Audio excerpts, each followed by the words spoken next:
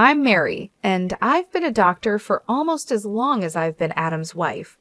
We've had our share of good times and tough moments, but those 32 years together passed by so quickly. Our home, big and warm, was always full of life, especially when our sons, Larry and Brian, were young. Larry and Brian were very different from each other, like night and day, but each brought their own kind of happiness into our lives. Adam and I, both being doctors, worked really hard to create a comfortable life for our family. Over the years, we managed to buy a couple of apartments, renting them out for some extra money. Life seemed to be going well until one day, Adam came home looking pale and more serious than I had seen him in years. "Mary, we need to talk," he said with a heavy tone as he put down his medical bag by the door. "I had some tests done last week. The results, they came back. It's cancer, Mary." The months that followed were a whirlwind of hospital visits, treatments, and endless hours spent in waiting rooms. Adam fought bravely, but the cancer was relentless. Watching the strongest man I knew weaken and fade away was heartbreaking. No amount of medical knowledge could prepare me for that kind of pain. One evening, as we sat quietly in the living room, Adam took my hand and said, "Mary, if things don't go the way we hope, you need to make sure everything is taken care of with the boys. The will is all set, and you'll be fine financially." Not long after that conversation, he was gone. The funeral was a solemn event, with family, friends, and colleagues coming from all over to pay their respects. But it was the quiet in the house after everyone left that hit me the hardest. The empty spaces where Adam used to be, his belongings still in their usual places, it was painful to see and remember. A few days after the funeral, I was in the kitchen, trying to figure out what to do with all the leftover food, when Larry stormed in, his face full of worry and anger. Brian followed behind him, looking like he wanted to be anywhere else but here. "Mom, we need to talk about Dad's will," Larry said, getting straight to the point, as he always did. I sighed and put down the cling film I was holding. "Yes, I know. Your father left everything to me. He wanted to make sure." I was trying to manage things when Larry slammed his hand on the counter and said, "But what about me and Brian? We're his sons. It's not fair that we get nothing." Brian stepped in, trying to calm things down. "Larry, let's not rush into this. Mom's still grieving, and we can sort this out without fighting." Larry shot him a look and said, "It's easy for you to say. You're not thinking about the future like I am." I leaned against the counter, feeling the weight of their stares. "Your father and I built this life together, and he trusted me to take care of things. But I understand what you're saying, Larry. It's not my intention to leave you out." "So what then?" Larry asked, crossing his arms and raising his voice. "Do we just wait until you decide it's the right time to give us our share?" "Larry, watch your tone," I snapped, my patience wearing thin. "I am still your mother." Brian stepped between us, holding up his hands like a referee. "Both of you, please. This isn't helping." "Mom, maybe there's a middle ground here." I nodded and rubbed my temples, thinking it over. "Okay, here's what we can do. The apartments your father and I invested in the ones downtown," I started, but Larry interrupted. "Yes, those." I gave him a look that told him to be quiet for a moment. "I was thinking you each take one. They're yours to live in or rent out, and from the savings, let's say $320,000 each to help you get started with whatever you need." Larry bit his lip, clearly doing the math in his head. "And the rest of the stuff? The house, the money?" he asked. "That stays with me for now," I replied. "When I'm gone, it will come to you, as your father wanted." Larry looked like he wanted to argue more, but Brian nudged him and said, "Let's think about this. It's a fair start. Mom's not leaving us with nothing." Larry finally nodded, though he still seemed unhappy. "Fine, but I want this in writing, Mom. No more surprises." Of course, I agreed. "We'll get everything documented properly." As they left the kitchen, I could hear Brian whispering to Larry, "Give her a break. will you? She's doing her best." Larry muttered something under his breath that I couldn't catch, and honestly, I didn't really want to. As I washed up the dishes, I wondered if Adam could see us and what he would think. I hoped I was making the right choice, but only time would tell. And time, that tricky thing, isn't always on your side. It was a sunny afternoon, one of those rare days that makes everything feel okay, when Larry brought Julie over to meet me for the first time. They hadn't been dating long, but Larry was already head over heels for her. You could tell by the way he was fussing over her, which wasn't like him at all. They walked in, and right away, Julie had this confident air about her, like she owned the place. She was dressed up and strolled into my living room, with barely a hello, her eyes scanning everything around. "Nice place you've got here," she said, flipping her hair back as she sat down without waiting to be invited. Larry was sitting beside her, grinning like a fool. I forced a smile, trying to be a good host. "Thank you, Julie. Can I get you anything? Coffee, tea?" "Coffee sounds lovely," she replied, then turned to Larry. "Babe, make sure it's black, no sugar." Larry nodded and headed to the kitchen, leaving me alone with her in my own living room, feeling like I was the guest. The silence was awkward until she finally spoke. "So Larry tells me you're pretty well off," she said, looking around at the decor. "I'm used to a certain standard, you know. My parents made sure of that." "That's good to hear," I said, not really sure what else to say. Larry came back with the coffee and handed Julie her cup. She took a sip and made a face. It's all right. Anyway, we've been talking about our future together, planning ahead, you know." "That's wise," I said, glancing at Larry, hoping he'd give me some clue about where this conversation was going. Julie set her cup down and said, "Yeah, and speaking of planning, we've been thinking about the wedding. You know, I want something special. Larry has probably told you I saw this place that's perfect for a rehearsal dinner, but it's a bit pricey. It's about $50,000. I almost choked on my coffee. $50,000 just for the rehearsal dinner. Larry jumped in. "Mom, it's important to Lauren. We want to start things off right." I put my cup down, feeling a storm brewing inside. "Look, that's a lot of money for a dinner, Julie. We need to be reasonable." Julie's face hardened. "Reasonable? Larry says you have the means. I don't see why we should compromise on something that important." Larry was nodding along with her, but I could see the unease in his eyes. He knew he was asking too much. "I'm all for celebrating," I said, trying to keep my voice calm, "but $50,000 is more than I can justify." Julie stood up, her chair scraping loudly against the floor. "I'm not used to compromising on my standards, Mary." I made it clear to Larry that I expected a certain standard of living. Larry tried to calm things down. "Mom, maybe we can find a middle ground." "There's no middle ground on $50,000 for a dinner, Larry. That's final," I snapped, my patience running out.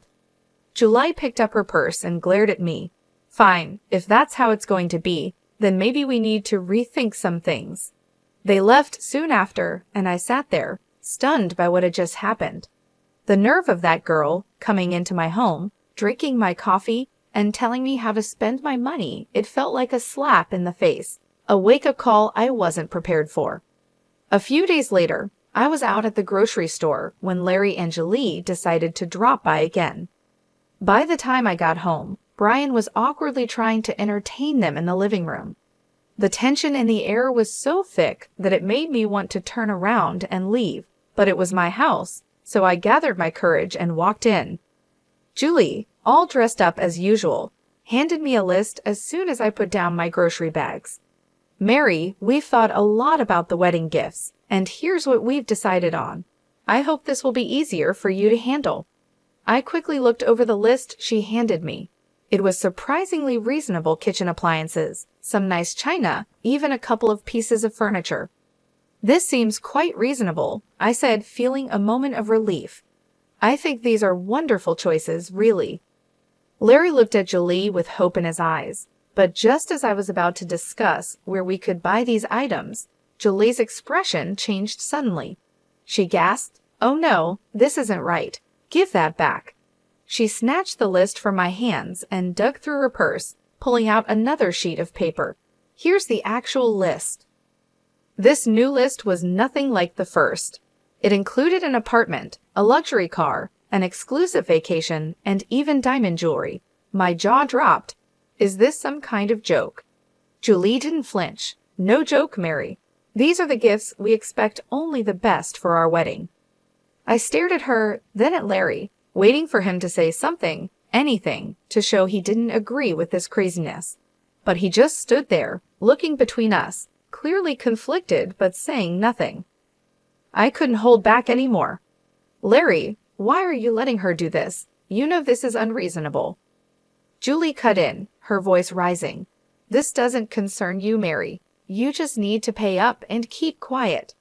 When Brian stood up, his face was serious. "That's enough, Julie. You're not going to talk to our mom like that.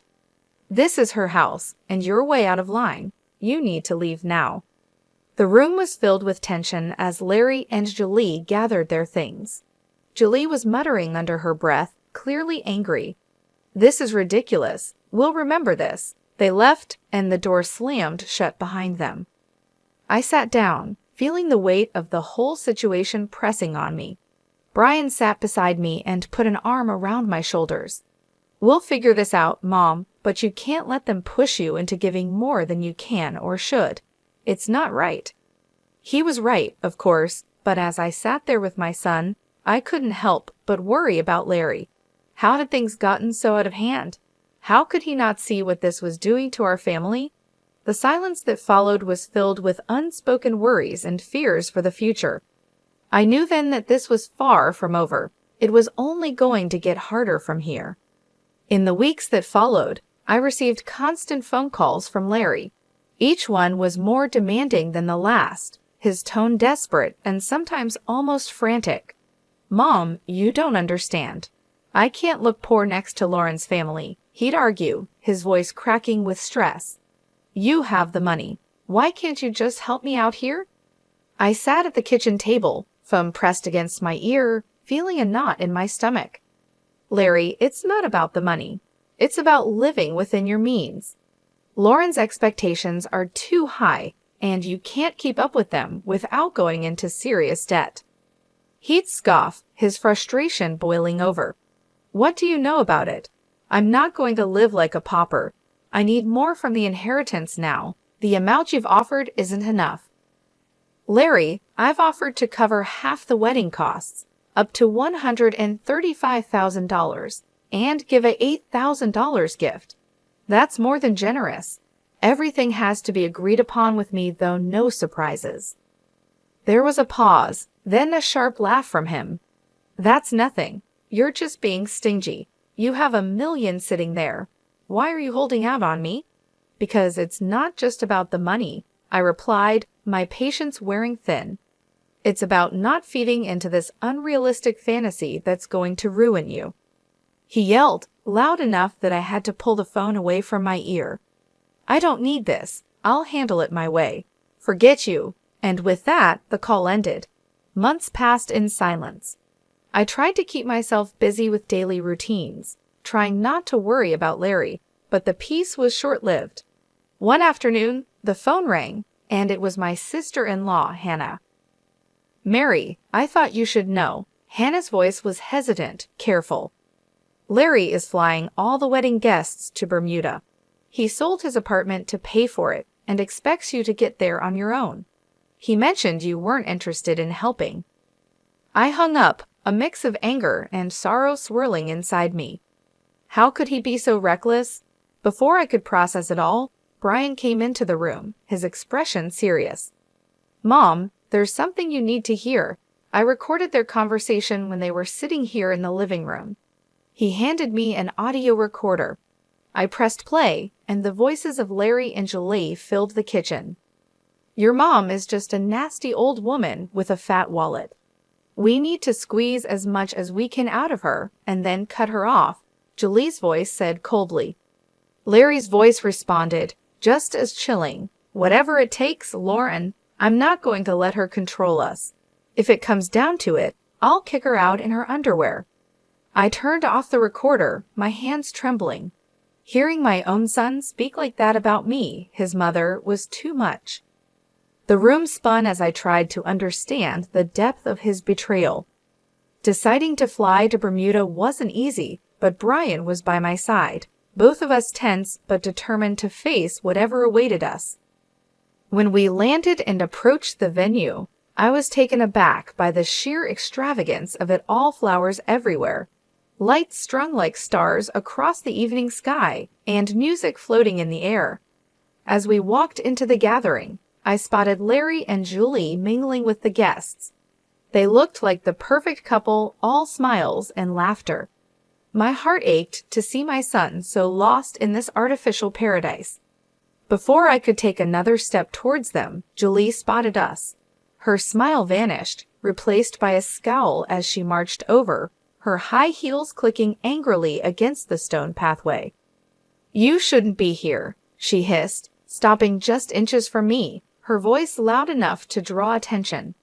"This is my day, and you're not welcome." I was stunned, but before I could respond, her parents, who had overheard everything, came over. Her father, a tall and stern-looking man, spoke first. "Julie, that is no way to speak to your guest, especially not to Larry's mother." His tone was firm, and it made her cheeks flush with embarrassment. Her mother, looking just as upset, turned to me with an apologetic smile. "Mary, please come with us. Let's find you a place to sit." They guided us away to a table at the edge of the setup. It was clear that this spot was an afterthought, with no proper setting. The ceremony started soon after, with speeches that felt empty given the tension. Then, unexpectedly, I was handed the microphone. I stood up, my legs shaky but my resolve firm. "I came here today to wish my son and his new wife a happy future," I began, my voice steady despite how I felt inside. "But I also believe in honesty and integrity, qualities that have been sadly missing in the events leading up to this day." Julie's face went from pink to red, her eyes glaring at me with anger. I was asked for money, time, and again in amounts that no reasonable person would find justifiable. When I couldn't meet these demands, I was threatened with being cut off from my family and future grandchildren.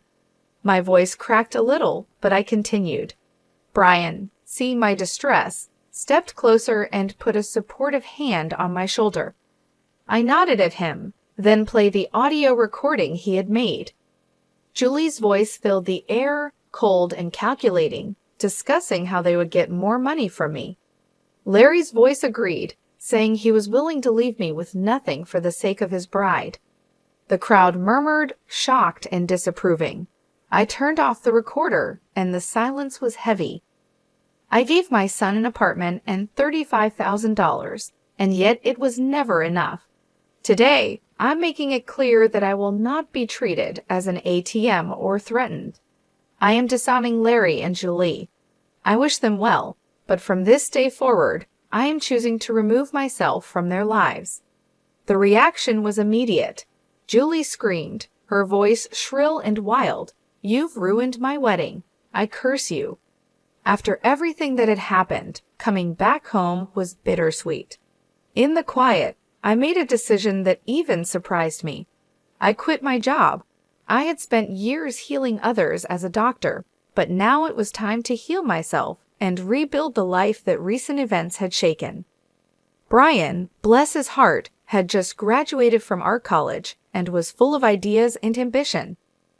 With the $37,000 I gave him, Brian opened his own tattoo parlor. It wasn't just any shop, it quickly became a place where art and skin came together in beautiful ways. Brian put his heart and soul into his work, and it paid off. He started entering tattoo contests, and soon his name was on everyone's lips in the local community.